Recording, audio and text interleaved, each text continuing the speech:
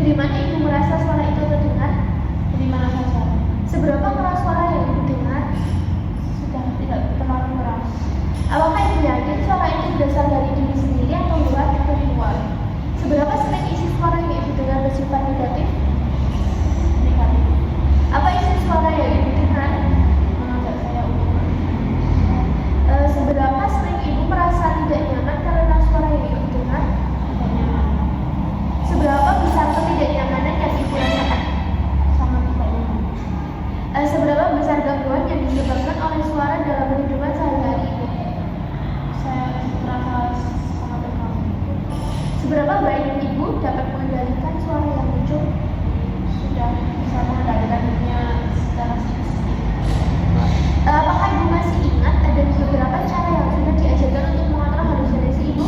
Yang pertama ada menghati, yang kedua ada bercakap-cakap, yang ketiga ada melakukan aktivitas. Ya betul sekali ibu. Apakah ibu sudah melakukan latihan teknik karbit itu? Sudah benar. Selain dari cara yang telah ibu sebutkan tadi, apa ibu mengerti cara lain untuk mengontrol halusinasi ibu? Minum obat. Iya benar sekali ibu. Hari ini kita akan belajar cara minum obat. Baiklah ibu, seperti janji kemarin, hari ini belajar cara yang tepat yaitu minum obat. Tujuannya mengontrol halusinasi yang dengan mengendalikan gejala halusinasi yang muncul. Apakah ibu bersedia? Bersedia. Ibu mau berapa lama kita berbincang-bincang? Bagaimana kalau 15 menit? Ya. Ya. Di mana enaknya kita berbincang-bincang bu? Di sini. Ya, bu. Minum obat adalah salah satu strategi yang umum digunakan dalam penanganan masalah ini. Obat-obatan ini bekerja dengan cara mengaruhi zat kimia di otak yang terkait dengan suasana hati dan perilaku. Minum obat secara teratur, terutama obat-obatan yang diresepkan oleh dokter, dapat membantu menstabilkan suasana hati, mengurangi impulsivitas, dan mengendalikan perilaku agresif. Kita siapkan dulu ya, Bu. Sebelum minum obat, ibu lebih dulu lihat di kotak obatnya ibu. Apakah benar nama ibu tertulis di situ? Berapa dosis yang harus diminum dan jam berapa saja harus diminum? Baca juga nama obatnya apakah sudah benar. Di sini minta obatnya sangat terawat, kemudian cek lagi apakah benar obatnya ibu. Ya. Ibu pastikan apakah obat diminum sebelum atau setelah makan. Jangan pernah menggantikan minum obat sebelum berkonsultasi dengan dokter ya ibu, karena dapat terjadi kegangguan.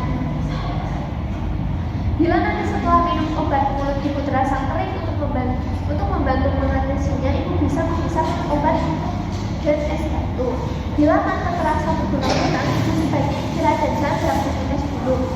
Baik ibu, setelah saya jelaskan dan contohkan, ibu sekarang mengulangi yang sudah saya ajarkan ya ibu.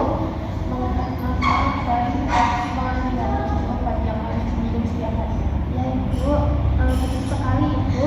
Saat menempuh kegiatan ini, ibu harus lebih fokus demi kesembuhan dan pemulihan ibu.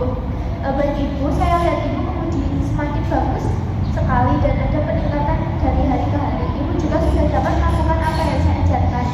Ulang-ulang cara tadi ya. Untuk keseluruhannya, saya menilai ibu sudah bisa menerapkan dan mampu mengontrol rasa marah dan benar. Hebat sekali ibu. Bagaimana perasaan ibu setelah meminum obat? Ya, saya merasa lebih tenang. Coba ibu sebutkan lagi apa pengertiannya, tujuannya, dan apa saja yang perlu dipersiapkan. Sebelum menyiapkan obat, melihat ada nama, melihat dosis. Coba sebutkan kembali cara kita mengontrol halusinasi. Yang pertama ada teknik menghati, yang kedua bercakap-cakap, yang ketiga ada melakukan aktivitas, yang keempat ada minum obat.